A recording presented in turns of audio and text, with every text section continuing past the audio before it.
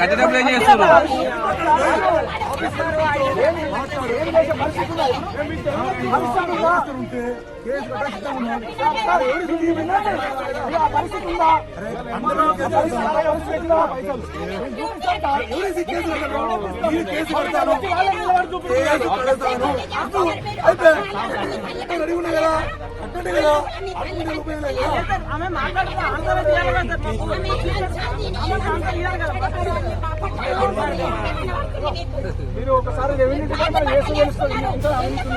వాళ్ళు చదువుకున్నారా? సంకటాచిన వాళ్ళు మరి రిజిస్ట్రేషన్ అయినప్పుడు ఇది గవర్నమెంట్ ల్యాండ్ అని చెప్పాలి కదా. మాకు చెప్తే మేము అప్పుడు ఆపేసాం. మాకు చదువు రాదు.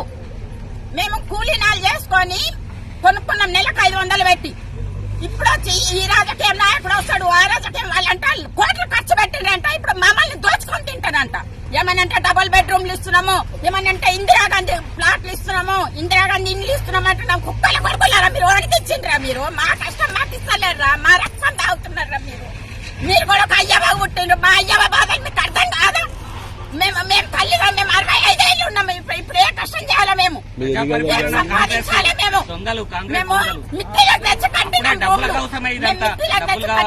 ఇందిరమ్మ ఒక్కొక్క గరీబ్లకు బట్టలు వేసింది.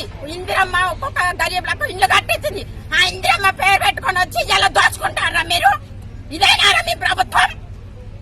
ప్రభుత్వం అంటే ప్రజలకు తండ్రి లాంటాడు. తండ్రి పాము కదా తన గుడ్లను తానే తిన్నట్టు ఇంత ఆకలికొని ఉన్నారా మీరు? మా రక్తం తాగుతారా?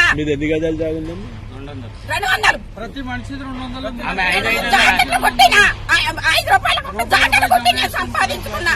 నేను మీ లెక్క కబ్జాలు చేసి సంపాదించలేను. ఒక్కొక్కడు ఎకరాల కొద్ది కబ్జాలు చేస్తే వాళ్ళు ఏం చేస్తున్నారా మీరు? వాళ్ళని నిడిచిపెట్టి పుల్లలను నిడిచిపెట్టి ఎలకల మీద పడ్డారేంద్రా?